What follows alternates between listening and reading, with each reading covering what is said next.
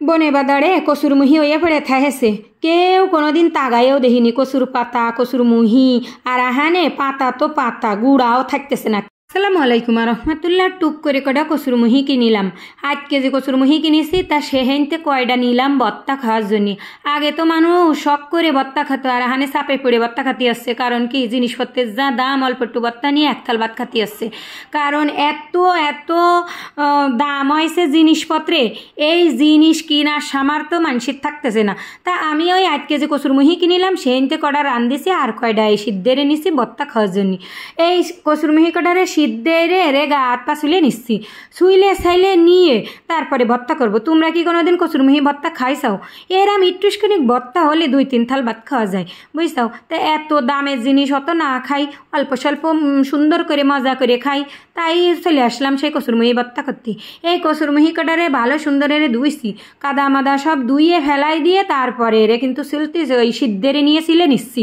কচুর মুহি সিদ্ধেরে সুলতে ফাইন কায়দার লাগে, সেমটই ফেলাই দিলে ওর খুশা চলে যায়। কিন্তু বটি দিয়ে সিলতে গেলে খানিক সময় লাগে, আবার গা হাত পা সহলে। কিন্তু সহলে না, এই সিদ্ধে কচুর মুহিতে গা হাত পা সহলে না।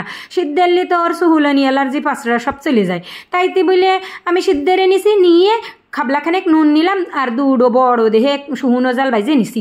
নিয়ে ওরে ভাঙ্গে সুইরে তারপরে ওর হচ্ছে পেঁয়াজ দেবো। পেঁয়াজেরও সেই পরিমাণে দাম, অত দিচ্ছি না বাপু, এই একটা পেঁয়াজ দিলেই হয়ে যাচ্ছে। কচুর মুহি তো বেশি না, 2 জাল, একটা পেঁয়াজ, আর খাবলাখানেক নুন, আর দেবো অল্প একটুখানি সর্ষের তেল। সর্ষের তেল দিলে কিন্তু বত্তা মত্তা ফাইন লাগে। এই সব কিছু একসাথে মাহাই নিয়ে তারপরে ওই কচুর মুহিরে টিপে টিপে একদম থেতো করব। কচুর মুহি থেতো করে তারপরে ওরে ওই জাল পেঁয়াজের সাথে মাহাবো। ওই রামের জাল পেঁয়াজ মাহাইয়ে কিন্তু খেচড়ি বা তো ভালো লাগে, আমার কাছে তো ফাইন লাগে।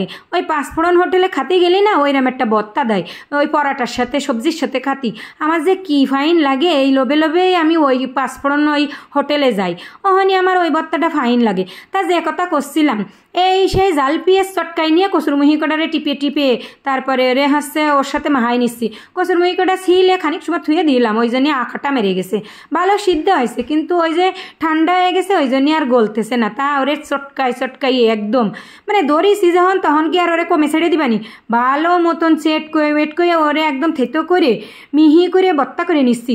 সর্ষের তেল, শুকনো জাল আর পেঁয়াজ, এত ফাইন লাগবে। গিরা নেই তো আমার নাল পড়ে যাচ্ছে, বাদ দিয়ে কি খাবো? খাবলা মাঝে মাঝে খাইয়ে নিচ্ছি, পরে ভাব দিছি কি এখানেই যদি খাইয়ে ফেলাই দিই চাকতি, তা বাদ দিয়ে কি খাবানি? সবার আবার বাগে কম পড়ে যাবে না। তা মাহাই জুহাই কটা ভাত নিয়ে নিলাম, আমার যে নাল পড়ে যাচ্ছিল, তা আমি এখানে কে আরবো, তাই কটা ভাত নিয়ে সাথে সাথে আমি কটা খাইয়ে নিচ্ছি। এখনও কিন্তু খাওয়ার রক্ত হয়নি, তা 2 গাল খাইয়ে নিলাম। তারপরে আবার দুপুরে খাবানি, এত ডহের বত্তা থুয়ে কি বসে থাকা যায়? ওই জন্যই এই বত্তা দিয়ে 1 খাবলা ভাত খেয়ে নিলাম, পরে আবার খাবানি।